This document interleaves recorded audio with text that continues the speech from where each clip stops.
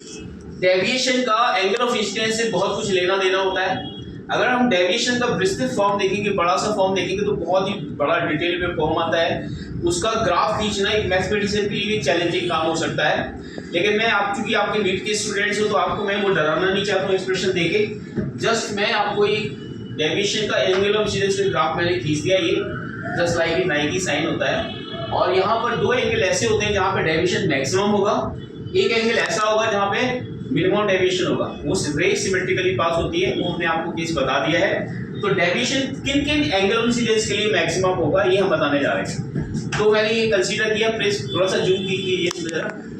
तो ये मैंने प्रिज्म कंसीडर किया और यहाँ पर अगर मैंने लाइट रे को फाइनली अगर यहाँ पे ग्रेजिंग वे में इमर्जेंट करवा दिया तो इसी के रिस्पेक्ट में जो डेविएशन होगा वो मैक्सिमम होगा। मतलब अगर ग्रेजिंग वे में अगर जा रही है तो ये 90 डिग्री बनाएगा। तो ये केस में जो लाइट रे ओरिजिनल राइट इंसिडेंट रे के साथ जो एंगल बनाएगा वो डेविएशन मैक्सिमम ही होगा। और अगर ये एंगल 90 से ज्यादा होगा तो वो तो फिर रिफ्लेक्शन होगा नहीं ना, वो रिफ्लेक्शन हो जाएगा। तो मैक्सिमम डेविएशन की बात ही नहीं हो पाएगी उसमें। अरे बोलिए, तो रिफ्लेक्शन के केस में मैक्सिमम डेविएशन की बात कर रहे हैं।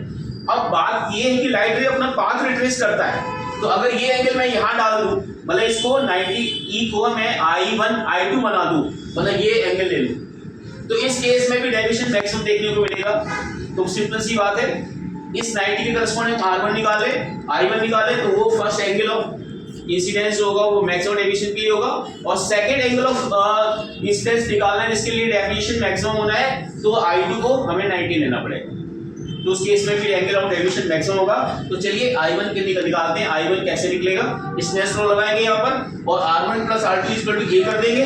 और R2 को आपको ज्यादा बताने की जरूरत नहीं कि R2 यहाँ पे थीटा सी हो जाएगा जैसे वहां पे हमने किया है। अरे बोलो यार, यहाँ पे नहीं, मतलब पिछले केस में किया था। तो आप आसानी से R1 की वैल्यू निकाल दोगे। यहाँ पे लिखोगे R1 plus theta C is equal to A। तो R1 की वैल्यू कितनी हो जाएगी, A minus theta C. Are you getting my point?